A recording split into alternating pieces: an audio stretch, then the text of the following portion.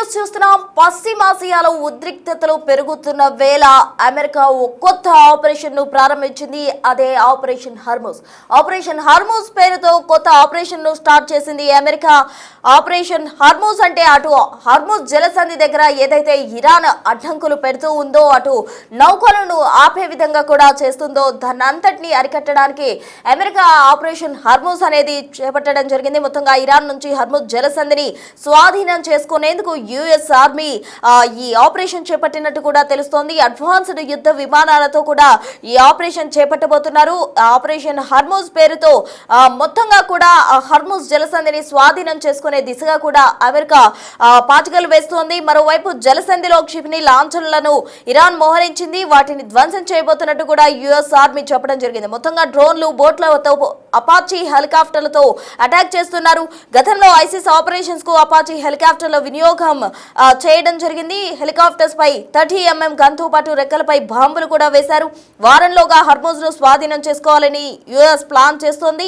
ప్రపంచవ్యాప్తంగా చమురు ధరలు పెరుగుతుండటంతో యుఎస్ ఆపరేషన్ హర్మూజ్ చేపట్టినట్టు కూడా మనకు సమాచారం అందుతోంది. జలసంధిలో క్షిపణి లాంచర్లను ఇరాన్ మోహరించిన నేపథ్యంలో వాటిని అన్నింటినీ కూడా యుఎస్ ధ్వంసం చేసే దిశగా కూడా ఈ ఆపరేషన్ హర్మూజ్ చేపట్టింది. అధునాతన టెక్నాలజీతో, అడ్వాన్స్డ్ యుద్ధ విమానాలతో కూడా ఈ ఆపరేషన్ చేపట్టబోతున్నట్టు సమాచారం. మొత్తంగా దేశవ్యాప్తంగా అంటే ప్రపంచ వ్యాప్తంగా చమురు ధరలు పెరుగుతుండటంతో యుఎస్ ఈ ఆపరేషన్ చేపట్టినట్టు కూడా మనకు సమాచారం అందుతుంది. మొత్తంగా ఈ ఆపరేషన్ మొదలవడంతో అటు ఇరాన్ ఎటువంటి చర్యలు తీసుకోబోతుంది, మొత్తంగా వారం లోపలే ఈ హర్మూజ్ జలసంధిని స్వాధీనం చేసుకోవాలని యుఎస్ భావిస్తున్న క్రమంలో ఎటువంటి పరిణామాలు చోటు చేసుకుంటాయి, ఎలా ఉండబోతుంది, ఇప్పటికే ఉద్రిక్తతలతోటి అటు పశ్చిమాసియా అట్టుడుగుతున్న క్రమంలో ఈ ఆపరేషన్ అనేది ఎటువంటి ప్రభావం చూపుతోంది. ఇప్పటికే అటు సౌదీ కూడా ఇరాన్ పై ఆగ్రహం వ్యక్తం చేస్తున్న పరిస్థితి, గల్ఫ్ కూడా హెచ్చరికలు జారీ చేస్తుంది. మొత్తంగా ఇరాన్ తీరు మార్చుకోకపోతే తాము కూడా యుద్ధంలో పార్టిసిపేట్ చేయాల్సి ఉంటుందంటూ కూడా వారు హెచ్చరికలు జారీ చేస్తున్నప్పటికీ కూడా ఇరాన్ దాడులతోటి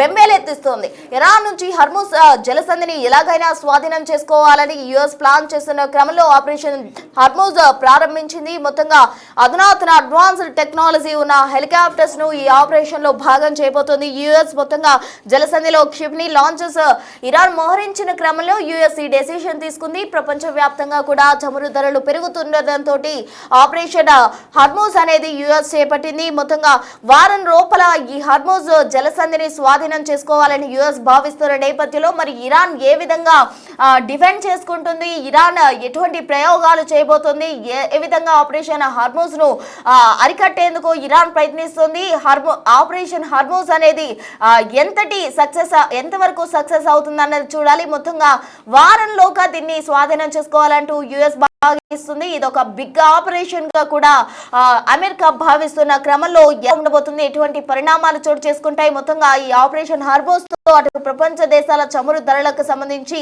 ఎఫెక్ట్ అనేది తగ్గుతుందా లేకపోతే ఇంకా పెరుగుతుందా, ఎలా ఉండబోతుందా అనేది చూడాలి. మొత్తంగా పశ్చిమాసియాలో ఉద్రిక్తతల నడుమ ఇప్పుడు అమెరికా చేపట్టిన ఈ ఆపరేషన్ హర్మూజ్ అనేది ఎటువంటి పరిణామాలకు దారితీస్తుంది, ఎలా ఉండబోతుంది అన్న దానికి సంబంధించి తాజా అప్డేట్స్ అందించేందుకు మా అసిస్టెంట్ ఎడిటర్ రామ్దాస్ సిద్ధంగా ఉన్నారు. మొత్తంగా రామ్దాస్ చెప్పండి, ఒక బిగ్ ఆపరేషన్ అయితే యుఎస్ చేపట్టింది. వారం రోజుల్లోగా హర్మూజ్ జలసంధిని స్వాధీనం చేసుకోవాలంటూ కూడా ఆపరేషన్ హర్మూజ్ స్టార్ట్ చేసిన క్రమంలో ఎలా ఉండబోతున్నాయి పరిణామాలు? ఇప్పుడు ఈ ప్రపంచ వాణిజ్యానికి గుండెకాయ లాంటి హర్మూజ్ జలసంధి దగ్గర అయితే తీవ్రంగా ఉద్రిక్తతలు కొనసాగుతున్నట్టుగానే మనకు కనబడుతోంది. ఇవి పతాక స్థాయికి చేరుకున్నట్టుగానే మనం భావించాలి. ఎందుకంటే ఈ మార్గంలో వాణిజ్య నౌకల సురక్షిత ప్రయాణానికి సంబంధించి భరోసా కల్పించేందుకు ఇప్పుడు బ్రిటన్, ఫ్రాన్స్ దేశాలు కూడా రంగంలోకి దిగేందుకు సిద్ధంగా ఉన్నట్లు ప్రకటిస్తున్నాయి. ఈ ప్రాంతంలో భద్రతా కార్యకలాపాల్లో పాల్పంచుకుంటామంటూ కూడా అవి స్పష్టం చేశాయి. ఇప్పటికే గత 3 వారాలుగా ఇరాన్ పై అమెరికా, ఇజ్రాయెల్ దళాలు దాడులు చేసిన తరుణంలో ఈ పరిణామం అయితే ఒక రకంగా ప్రాధాన్యత సంతరించుకుందని చెప్పాలి. ముఖ్యంగా వాణిజ్య నౌకలపై దాడులు, సముద్రంలో మైన్లు అమర్చడం, డ్రోన్లు, క్షిపణులతో దాడులకు పాల్పడడం లాంటి చర్యలకు ఇరాన్ వెంటనే నిలిపేయాలంటూ బ్రిటన్, ఫ్రాన్స్ తో సహా ఈ జర్మనీ, ఇటలీ, నెదర్లాండ్స్, జపాన్ దేశాలు కూడా జాయింట్ గా డిమాండ్ చేస్తున్నాయి. హర్మూజ్ స్ట్రైక్ ను అడ్డుకోవడానికి ఇరాన్ ప్రయత్నించడం అంతర్జాతీయ శాంతి భద్రతలకు పెనుముప్పు అంటూ బ్రిటన్ ప్రైమ్ మినిస్టర్ ఆఫీస్ కూడా ఒక స్టేట్మెంట్ అయితే రిలీజ్ చేసింది. ప్రపంచంలోని 5వ వంతు ముడి చమురు సహజ వాయువు ఇక్కడ నుంచే రవాణా అవుతుంటే దాదాపు 20% ఇక్కడి నుంచి వెళ్తుంటాయి. సో ఈ మార్గానికి ఆటంకాలు ఏర్పడితే ఇంధన ధరలు పెరిగి ప్రపంచవ్యాప్తంగా సామాన్యులపై తీవ్ర భారం పడుతుంది. ఆల్రెడీ ఇప్పటికే దానికి సంబంధించినటువంటి ప్రభావాన్ని ప్రపంచ దేశాలు చవి చూస్తున్నాయి. సో దీంతో ప్రస్తుతమైన పరిస్థితుల్లో మరి హర్ముజ్ జలసంధిలో భద్రతను పర్యవేక్షిస్తున్న అమెరికా నేతృత్వంలోని దళాలకు మద్దతుగా బ్రిటన్ అయితే తన రాయల్ నేవీ యుద్ధ నౌకలను ఇప్పటికే మోహరించినట్టు తెలుస్తోంది. ఇరాన్ నావికా దళం నుంచి ఎలాంటి ముప్పు ఎదురైనా తిప్పికొట్టేలా ఈ ప్రాంతంలో నిఘానైతే కట్టుదిట్టం చేసినట్టుగా మనకు చాలా క్లియర్ గా అర్థమవుతుంది. ఇక దాంతో పాటు ఇక నేరుగా రంగంలోకి దిగేందుకు సిద్ధమవుతున్నాయి. హర్ముజ్ తెరిచేందుకు ఆపరేషన్ కూడా మొదలు పెట్టారు. చమురు జీవనాడి అయినటువంటి హర్ముజ్ తెరిపించేందుకు కీలక పోరుకు అమెరికా కూడా మళ్ళీ కార్యాచరణ మొదలుపెట్టి ఇందుకోసం తీర ప్రాంతంలో ఇరాన్ మోహరించిన క్షిపణి లాంచర్లు, డ్రోన్లు, బోట్లు వంటి లక్ష్యాలు ఛేదించేందుకు తక్కువ ఎత్తులో ఎగిరే అపాచీ అటాక్ హెలికాప్టర్లు, తక్కువ ఎత్తులో ఎగిరే విమానాలను రంగంలోకి దింపినట్టుగా అమెరికా సైనికాధికారులను ఉటంకిస్తూ కొన్ని వార్తలు అయితే వస్తున్నాయి. America chairman of the joint chiefs of staff general Dan Caine ఈ విషయాన్ని వెల్లడించినట్టుగా వాళ్ళు చెప్తున్నారు. సో అట్లాగే జలసంధిలో Iran sea mines, boats, missiles నుంచి ఎదురయ్యే ప్రమాదాలను అరికెట్టేందుకు ఈ ఆపరేషన్ స్టార్ట్ చేశారు. ఇక్కడ ఇరాన్ ఎప్పుడైతే దీన్ని దిగ్బంధించిన తర్వాత అక్కడ పూర్తిగా వాటిని తొలగించేందుకు, ఆ దిగ్బంధనాన్ని తొలగించేందుకు వారానికి పైగా సమయం పడుతుందంటే అధికారులు చెప్తున్నారు. ఈ జలసంధి మూసివేతతో చమురు దాదాపు $120 దాకా వచ్చిన విషయం తెలిసిందే. అంటే బ్రెంట్ లో పర్ బ్యారెల్ $120 అవుతుంది.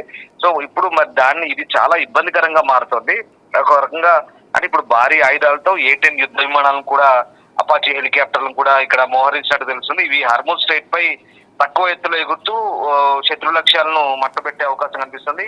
A-10 యుద్ధ విమానాలు అనేవి దక్షిణ తీర ప్రాంతంలోని ఇరాన్ ఫాస్ట్ అటాక్ క్రాఫ్ట్ లను లక్ష్యంగా చేసుకోబోతున్నట్టుగా కూడా మనకు వెల్లడవుతున్నాయి. అయితే ఈ దాడుల్లో ఇప్పటికైతే నాటోకు మొన్న అప్పీల్ చేశాడు ట్రంప్, కానీ మొన్నటి వరకు ఎవరు స్పందించలేదు. దీంతో ట్రంప్ తీవ్ర అసహనం వ్యక్తం చేశారు. దీంతో ఇప్పుడు మళ్ళీ మిత్ర దేశాలు అయితే కొన్ని ముందుకు వస్తున్నాయి. ఇందాక నేను చెప్పిన దేశాల జాబితా కూడా అదే. సో రకంగా అటాక్ డ్రోన్లను ఎదుర్కోవడానికి అపాచీ హెలికాప్టర్ ను రంగంలోకి దించినట్టుగా జనరల్ డాన్ కెయిన్ అయితే చెప్తున్నారు. అయితే ఆ దేశాల పేర్లు చెప్పేందుకు ఆయన నిరాకరించారు. కానీ మనకు ఆబ్వియస్లీ తెలిసింది ఏంటంటే బ్రిటన్, ఫ్రాన్స్, అలాగే కొన్ని దేశాలు అయితే ఇప్పుడు ముందుకు వస్తున్నాయి. అలాగే వాస్తవానికి చాలా నుంచి కూడా ఈ A-10 అపాచీ హెలికాప్టర్లు ఇక్కడ మోహరించినప్పటికి కూడా ఇంకా వాటికి పని చెప్పలేదు. సో ఇప్పుడు వాటికి అండగా ఫైటర్ జెట్లు కూడా తోడైతున్నాయి. సో ఇప్పటి వరకు 120 నౌకలను పేల్చినట్టుగా రక్షణ మంత్రి పీట్ హెగ్సెట్ వెల్లడించారు. సో రకంగా ప్రస్తుతం అమెరికా A-10 విమానాలను ప్రస్తుతం క్లోజ్ ఎయిర్ సపోర్ట్ మిషన్ల కోసం అయితే నిర్మించారు. తాజాగా ఇప్పుడు వాటిని నౌకల్ని ధ్వంసం చేయడం కూడా ఉపయోగించే అవకాశం కనిపిస్తుంది. సో ఇది చాలా చాలా సివియర్ గా ఉంటుంది యాక్షన్. నిజంగా అంటే ఇది 30 mm గన్ అమర్చి ఉంటుంది. దాని రెక్కలపై బాంబులు కూడా ఉంటాయి. అలాగే ఈ A-10 విమానాలు అయితే జోర్డాన్ కేంద్రంగా పనిచేస్తాయి. సో వీటిని అప్పుడు మనకు సిరియాలో ఐసిస్ పై దాడికి ఉపయోగించారు. సో ఇప్పటికే దాదాపు 2200 మంది అమెరికన్ మెరైన్ కమాండోలు ఇరాన్ యుద్ధంలో ఆల్రెడీ పాల్గొనేందుకు సౌత్ కొరియా నుంచి బయలుదేరిన సంగతి మనకు తెలిసిందే. వీళ్ళంతా కూడా ఇరాన్ దక్షిణ తీరంలోని ద్వీపాలను స్వాధీనం చేసుకుని హర్ముజ్ పై పట్టు సాధించాలనే వ్యూహంగా మనకు కనిపిస్తుంది. సో ఓవరాల్ గా విషయం ఏంటంటే ఇప్పుడు హర్ముజ్ స్ట్రెయిట్ బ్లాక్ చేయడం ద్వారా ఇరాన్ చాలా ఇబ్బంది పెడుతుంది. ప్రపంచ వాణిజ్యాన్ని ఒక రకంగా ఇబ్బంది పెడుతున్న పరిస్థితి. ఎందుకంటే ఇప్పటికే చమురు ధరలు పెరుగుతున్న ఓవైపు దాడులు, ప్రతిదాడులు, ఇరాన్ దాడుల్లో ఖతర్, ఒమన్, అలాగే బహ్రెయిన్, కువైట్ లాంటి చమురు క్షేత్రాలు చాలా భయంకరంగా దెబ్బతింటున్న పరిస్థితి కనబడుతుంది. నిన్న ఖతర్ పై జరిపిన దాడిలో ప్రపంచంలోనే అతిపెద్ద చమురు క్షేత్రం పై నిన్న దాడి జరిపిన తర్వాత అక్కడ పూర్తిగా LNG సిస్టమ్ ఏదైతే ఉందో, లిక్విఫైడ్ న్యాచురల్ గ్యాస్ సిస్టమ్ పై అదంతా కూడా పూర్తిగా నిన్న దెబ్బతిన్న పరిస్థితి. At the same time Israel జరిపిన దాడిలో ఇరాన్ లో కూడా అదే పరిస్థితి నెలకొంది. దీంతో ఏమవుతుందంటే ఈ చమురు క్షేత్రాలపై దాడి, ఇది సౌదీలో కానీ, సౌదీ ఆరామ్కో కానీ, తర్వాత నిన్నటి ఖతర్ దాడి కానీ, తర్వాత మన దుబాయ్ లో ఉన్నటువంటి చమురు క్షేత్రాలపై దాడి కానీ, ఇవన్నీ కూడా కువైట్ లో ఉన్న చమురు క్షేత్రాలపై దాడి కానీ, ఇవన్నీ కూడా దాడి చేయడం ద్వారా ఏమవుతుందంటే కంప్లీట్ గా చమురుకు ఇబ్బంది, చమురుకు తీవ్రమైనటువంటి నష్టం, అంటే డిమాండ్ పెరగడం, దాంతో సప్లై తగ్గడం, విపరీతమైనటువంటి ధరలు పెరుగుదలకు నమోదవుతుంది. ద్రవ్యోల్బణానికి కారణంగా మారుతుంది. సో వీటన్నిటిని దృష్టి పెట్టుకుని ఇప్పుడు హర్ముజ్ స్ట్రెయిట్ ని ఏ రకంగా తెరిపించాలనే ఉద్దేశంతో ఖచ్చితంగా అక్కడ బంకర్ బస్టర్ బాంబులను కూడా యూజ్ చేస్తుంది అమెరికా. సో ఆల్రెడీ మొన్న ప్రయోగించారు. ఇప్పుడు మరి వాటికి తోడు ఈ దేశాలు కూడా తోడైతే ఖచ్చితంగా హర్ముజ్ స్ట్రెయిట్ ని తెరిపించాలనే ఏకైక లక్ష్యంతోనే వీళ్ళంతా పనిచేస్తున్నట్టుగా మనకు అర్థమవుతుంది. ఏదేమైనా ఇప్పుడు అమెరికా చాలా సీరియస్ గానే పరిగణించినట్టుగా మనకు తెలుస్తుంది. Right, thank you Ramadas. So మొత్తంగా చూస్తూ ఉన్నాం, అప్పట్లో సిరియాలో ఐసిస్ అంతం చేసేందుకు గాను ఏవైతే హెలికాప్టర్స్ యూజ్ చేశారో అటువంటివి ఇప్పుడు ఆపరేషన్ హర్మూజ్ లో కూడా యూజ్ చేసేందుకు సిద్ధమవుతుంది అమెరికా. మొత్తంగా హర్మూజ్ జలసంధిని వారంలోగా స్వాధీనం చేసుకునేందుకు యుఎస్ ప్రయత్నాలు చేస్తున్న క్రమంలో మరి యుఎస్ ఎంత మేర ఈ ఆపరేషన్ లో సక్సెస్ అవుతుంది, అటువైపు ఇరాన్ ఎటువంటి ఆయుధాలతో దాడికి చేసేందుకు యత్నిస్తోంది, మరోవైపు ఏదైతే హర్మూజ్ జలసంధి దగ్గర క్షిపణులను అమర్చిందో ఇరాన్ వాటన్నిటిని కూడా ధ్వంసం చేసేందుకు యుఎస్ ప్రయత్నాలు చేస్తున్న క్రమంలో ఇరాన్ ఏ విధంగా డిఫెండ్ చేస్తుంది, అటు అమెరికా ఈ ఆపరేషన్ ను ఎంతవరకు సక్సెస్ చేస్తుంది, ఎటువంటి పరిణామాలు చోటు చేసుకోబోతున్నాయి, మొత్తంగా ప్రపంచ వ్యాప్తంగా కూడా ఇప్పుడు చమురు ధరలు పెరుగుతుండటంతో యుఎస్ ప్రెసిడెంట్ డొనాల్డ్ ట్రంప్ ఈ డెసిషన్ తీసుకున్న క్రమంలో ఇది ఎంత మేర ప్రపంచ దేశాలకు ఉపయోగపడుతుంది, అలాగే అటు పశ్చిమాసియాలో ఉద్రిక్తతలు అట్టాడుగుతున్న వేళ అక్కడ సిచ్యువేషన్స్ ఎలా మారబోతున్నాయి, పరిణామాలు ఇంకా తీవ్ర రూపం దాల్చే అవకాశం ఉందా, లేకపోతే సద్దుమణిగే అవకాశం ఉందా, ఈ యుద్ధానికి ఒక ఎండ్ కార్డ్ అనేది ఎప్పుడు పడుతుంది అని అంతా కూడా వెయిట్ చేస్తున్న పరిస్థితి.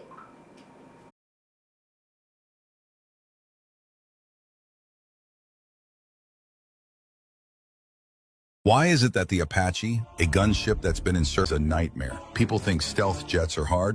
Nope. Cloned heat, jungle humidity, and mountain air without breaking down. And then comes the crown jewel, that big pumpkin-shaped longbow. Why Hellfire missile? And you don't even decide which one's the most dangerous and guide missiles through rain, dust, even chaos on the battlefield.